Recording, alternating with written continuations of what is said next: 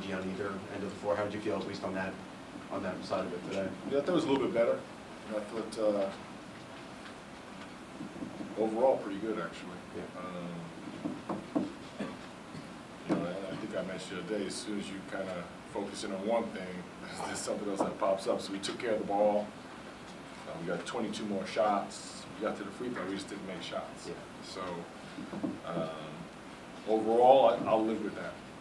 If you were to tell me we had 10 turnovers, out rebound them, and all those things, that's a lot of the energy stuff. I thought we did a good job at. It's just we didn't execute. Yeah. So better. I just, overall, and I told him, I just think there's a part that we have to be a little more forceful, making an imprint on the game. But like I said, from a numbers standpoint, not bad. In terms of being more forceful, is that just working for better shots or setting things up better? Was there something specific that there was? Or No, I just think overall. I think, at any level, when you play with aggression and you put your imprint on the game, you dictate a lot what goes on. Now, the numbers would say we did that. And look, if we made more shots, we'd probably be sitting here with a win. So I'm not discounting that. So that's a skill thing. That happens some nights. But I'm talking in general. But like I said, you look at the stats here. 22 more shots. Like I said, it looks like we could have won the game. We made some free throws. We missed quite a bit of free throws, and we missed a lot of field goals. So shooting was a problem for us tonight. No, because I think that was brought up, before we played some other teams. So to me, our routine is we look at this game and put it behind us and try and perform better for the next game. So ideally, there's no carryover in a good game or a bad game. It should have no bearing on how you prepare and what your next work day is like. No, I can't say I'm concerned about that, but I also can't forecast it either. What we can forecast is how we prepare each and every day, and a lot of these guys, they're learning how to do that. And this is part of the process.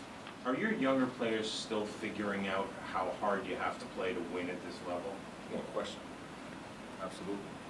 They're learning everything.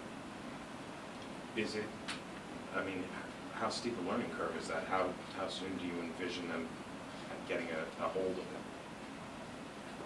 Well, the learning curve is each and every day. And it goes from,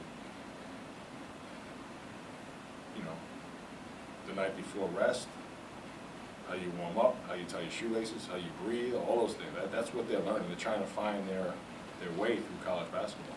In some of these kids trying to find their way through being in the United States. So, again, that's not to, and I understand all that, but also we are trying to push them so that learning curve, whatever, I don't know what the learning curve is. I don't know, but I do know the way to get through is to keep working at it.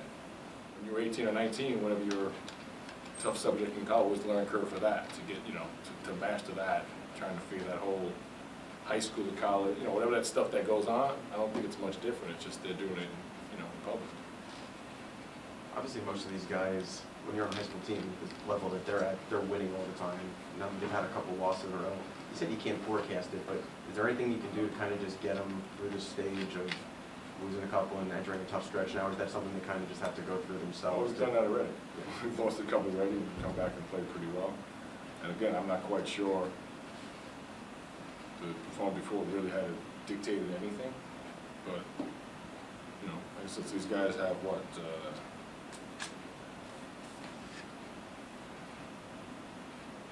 How many games we played? 11, 12? 12. Yeah, so they got 12 games. That's what their 12-game experience. That's what they are. Yeah. Could I speed up to third? I'd love to. You can't do it. We just got it. Offensively, most of the shot, were you happy with shot selection? I'm happy when we get shots. That's what I'm saying. So that, you can't have both. We had 10 turnovers and 70 shots. I'm good with that. Yeah. I told them I'd rather have shots than turnovers. So we did better there. now we gotta, you know, the next step is to get good shots, the next step is to make shots. But you can't, like I said, you can't get one and bitch about the other. Yeah. You know, I said, we have 10 turnovers and 70 shots, I'm good. I'll live with bad shots. You know, we'll work on getting better shots. Yeah. We'll work on I was just making- curious if you were just happy with in general with. 10 turnovers, I'm good. That's why we got more shots. Yeah. You can't have, you turn it over, you get less shots. Yeah. It's really not that complicated. Yeah. So to me, I tell them, I don't want turnovers. If you take if you take a bad shot, I'm fine. Get back on defense. Get the ball back. It's Yeah. fine. It's, you know, so. I'm not one of those guys that, you know, once one thing comes up, I'm gonna, you know, if they do this, I'm good.